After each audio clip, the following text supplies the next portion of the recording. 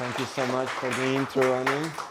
This has potential to be like the most boring or really exciting talk of the day, depending on how much you love data and analytics for me. But yeah, I'm going to talk to you about like marginal ROAS, how to use that for budget redistribution, and how to leverage Google Ads bid simulations, which is what will enable all of that. But before that, oh, actually the speaker intro, yeah, Anu said I won an award. I don't like to dwell too much on speaker intro. I'll do the same and just skip ahead of this slide, but yeah, some intro here. I want to start with what farming and marketing have in common. I know no one else has a mic, so I'm going to answer my own question, but my analogy is basically that similarly to agriculture, you can only plow the land so much. Especially with machinery, if you only have a few tractors, you cannot really have more people working the land than the tractors you have, for example. So if you have 2 tractors, why would you have 5 people working on it? You can only have 2. Those first 2 will be very productive for the company, but the third one will have to share a tractor, the fourth one will have to share a tractor, the fifth one will have to share a tractor between 5.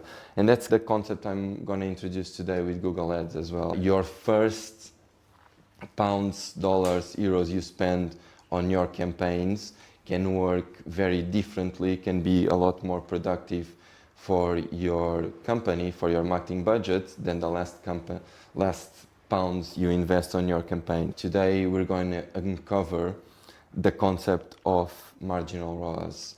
So often when doing PPC, people use average ROAS, which is usually just called ROAS. I invented the concept average ROAS to look into the performance of your campaigns.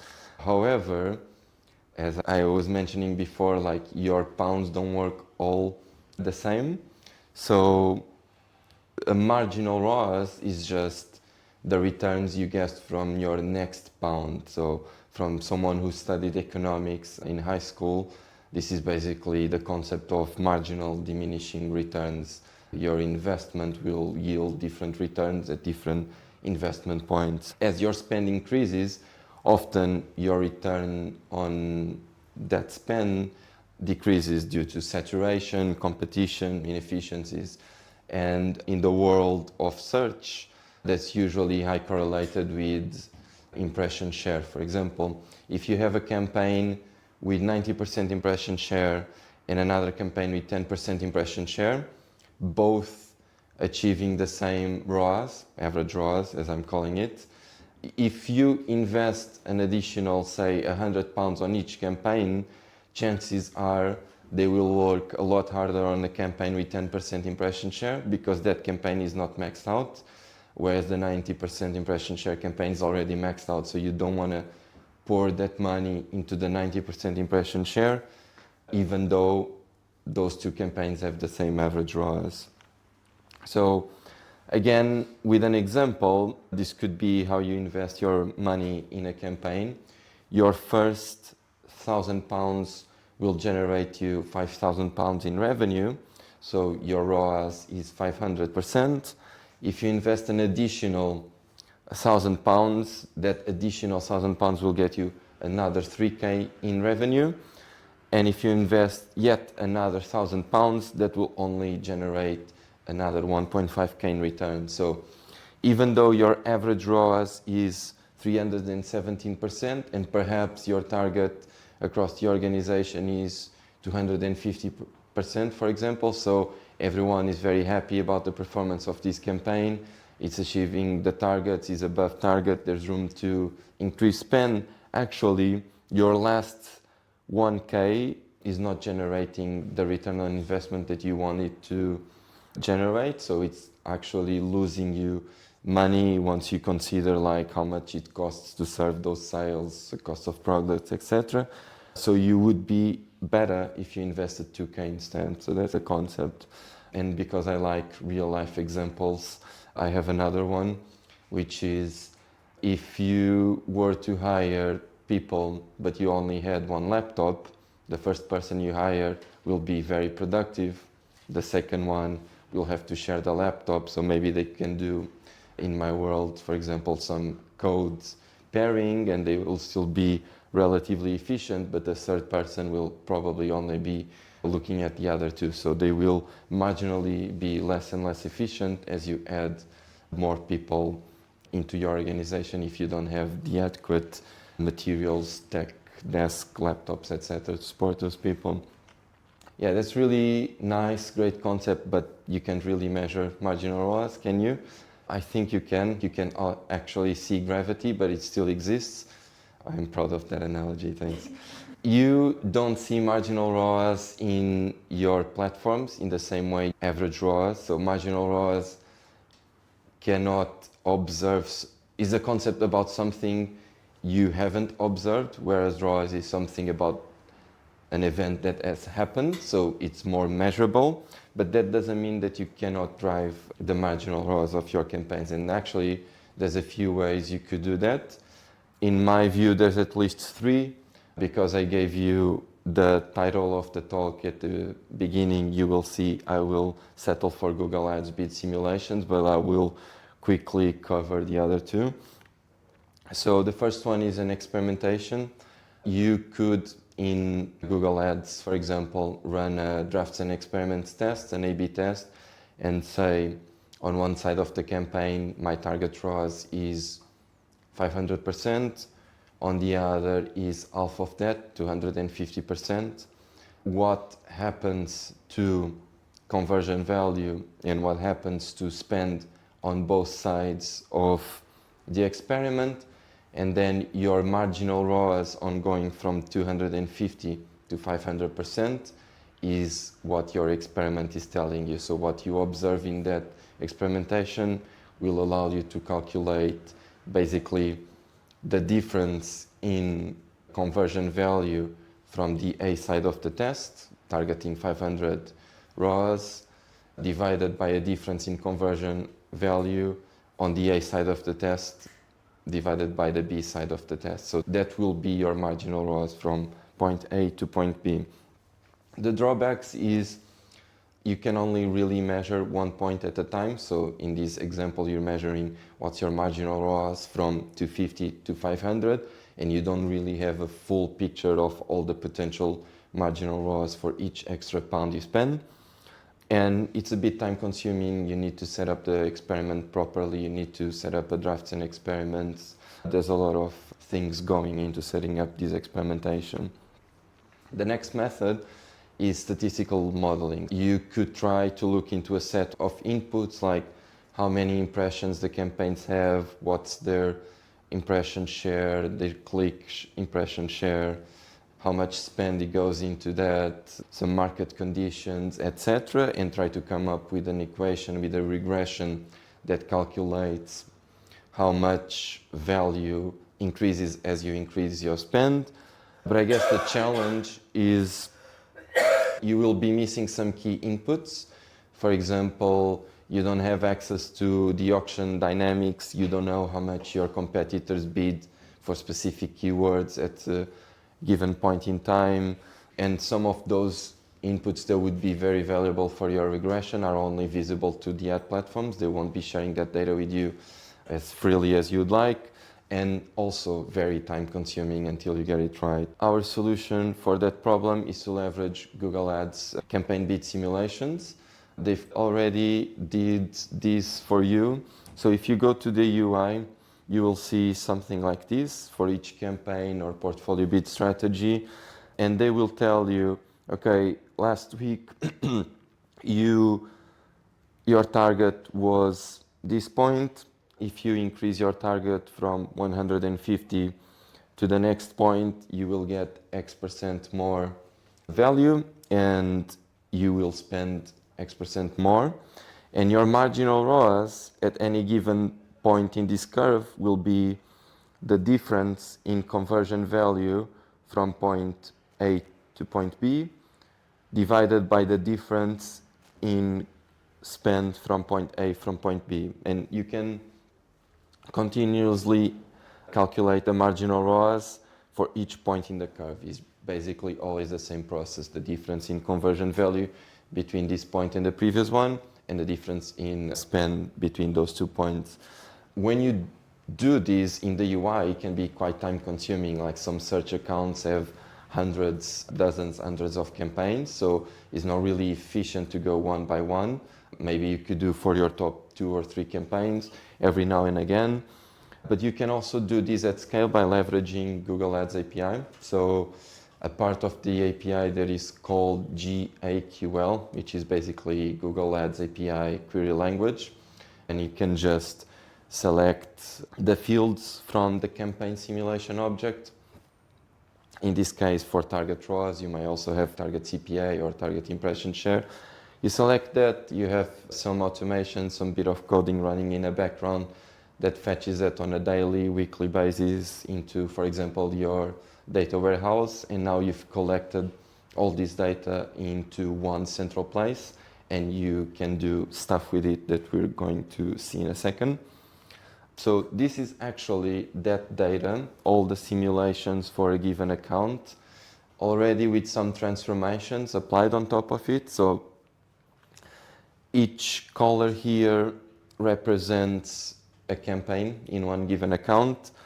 And for the same campaign, you will see that there are many points for that campaign. Those represent one of these points in the Google Ads bid simulation. So for example, if here we have 8 points in this curve, then those are the same 8 points we see, for example, for this green campaign.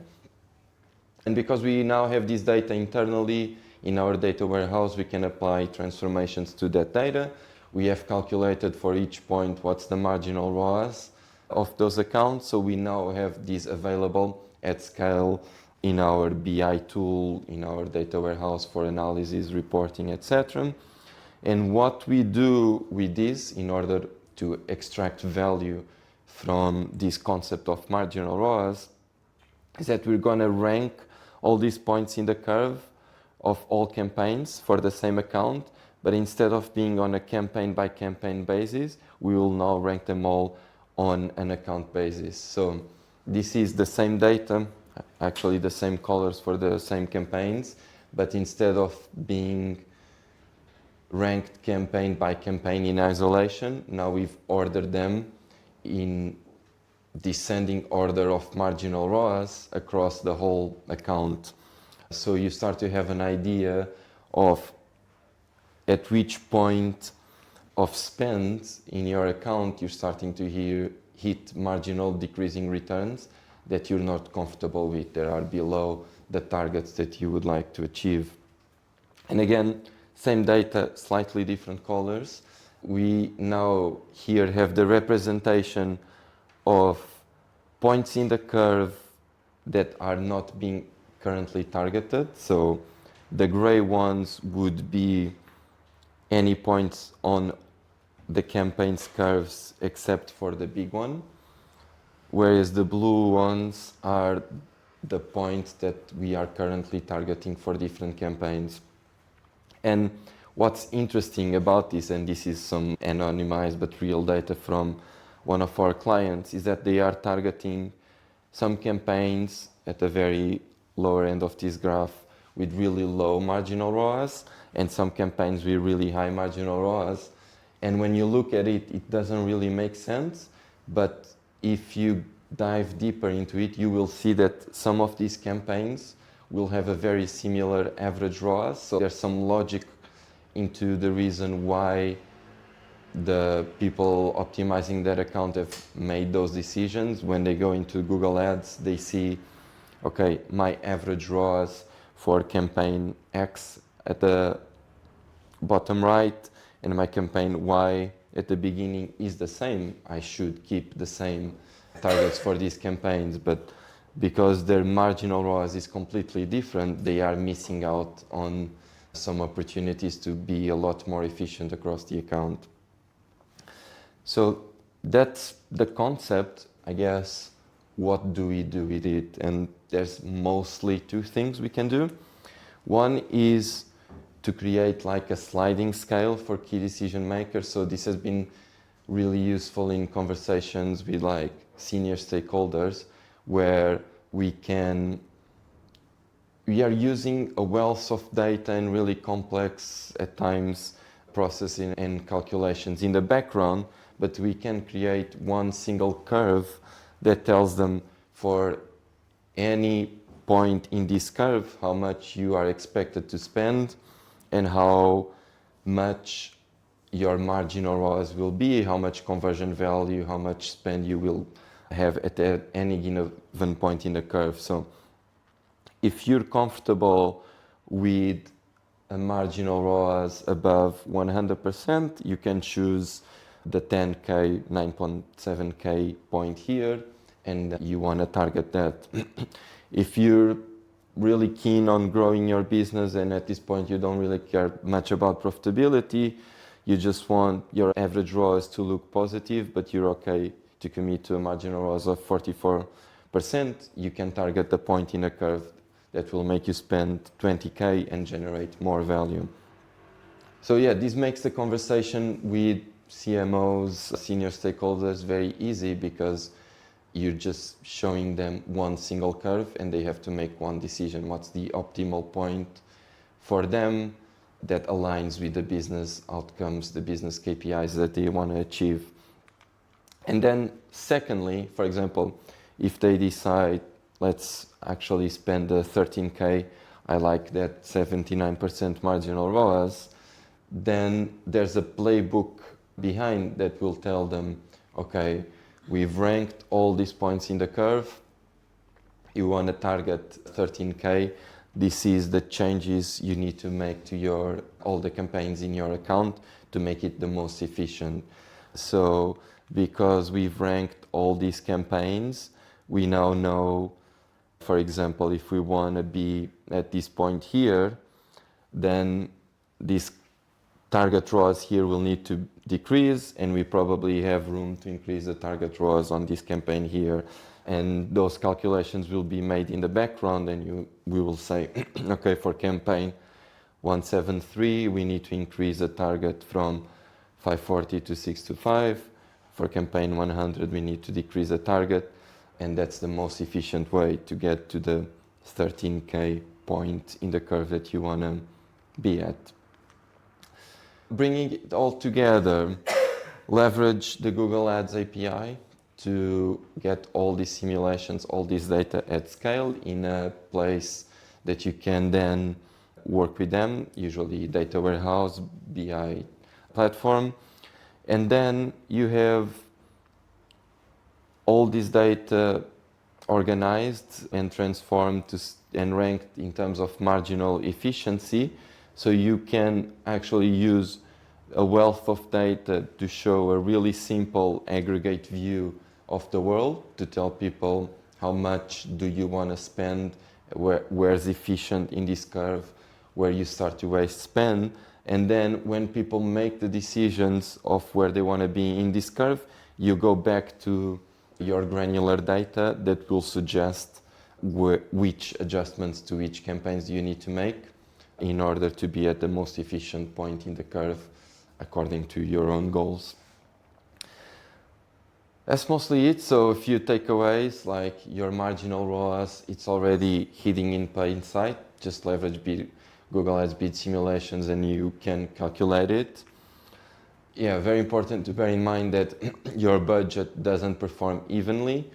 Your first £50 will generate a return that's very different from the next £50 you invest on the same campaign.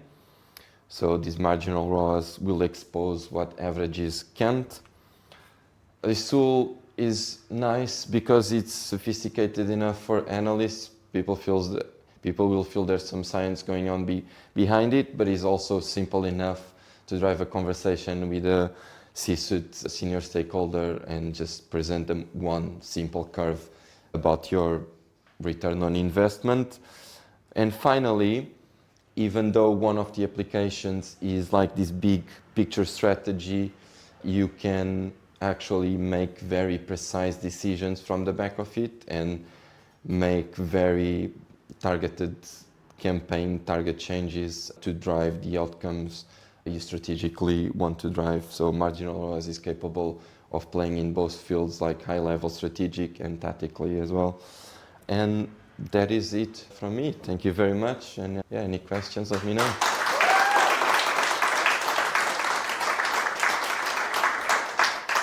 Pleasure.